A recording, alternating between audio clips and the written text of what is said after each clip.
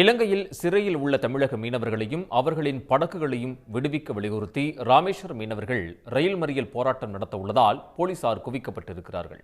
கூடுதல் விவரங்களை வழங்குவதற்காக செய்தியாளர் கார்த்திக் இணைகிறார். கார்த்திக், விவரங்கள் என்ன? தமிழக கடலோர பகுதியில் மீன்பிடிக்க செல்லும் தமிழக மீனவர்களை இலங்கை கடற்படை தொடர்ச்சியாக தாக்குதல் நடத்துவது, சிறைபிடிப்பது, சிறைபிடிக்கப்பட்ட மீனவர்களை ஓராண்டு 2 ஆண்டு சிறையில் வைப்பது வாடிக்கை நிகழ்வா இருக்கு. இந்த ஆண்டு மீன்பிடி தடைக்காலத்துக்கு பிறகு மீன்பிடிக்க சென்ற ராமேஸ்வரம் மீனவர்கள் 7 படகு, 57 மீனவர்களும் 2 நாட்டு படகு, 8 மீனவர்கள் என 60க்கும் மேற்பட்ட மீனவர்களை இளைய கடற்படை சிறைபிடிச்சு இலங்கை வசம் வச்சிருக்காங்க. இந்த மீனவர்களையும் படகுகளையும் விடுதலை செய்ய வலியுறுத்தி ராமேஸ்வரம் மீனவர் கால வரையற்ற வேலைநிறுத்த போராட்டம் பண்றாங்க. இந்த வேலைநிறுத்தம் இன்னைக்கு 9 நாளா நீடிக்குது. அது மட்டும் இல்லாமல் ராமேஸ்வரம் மீனவர்கள் பல்வேறு போராட்டம் பண்ணாங்க. தற்பொழுது ராமேஸ்வரம் மீனவர்கள் தங்கச்சி மடத்தில் ரயில் மறியல் போராட்டத்தில் ஈடுபட்டு வராங்க. இந்த ரயில் மறியல் போராட்டமானது தற்பொழுது தங்கச்சி மடத்தில் நடைபெற்று வருகிறது. இந்த ரயில் மறியல் போராட்டத்தில் பாத்தீங்கன்னா மீனவ பெண்கள், மீனவர்கள் உள்ளிட்ட 500க்கும் மேற்பட்டோர் கலந்திருக்காங்க.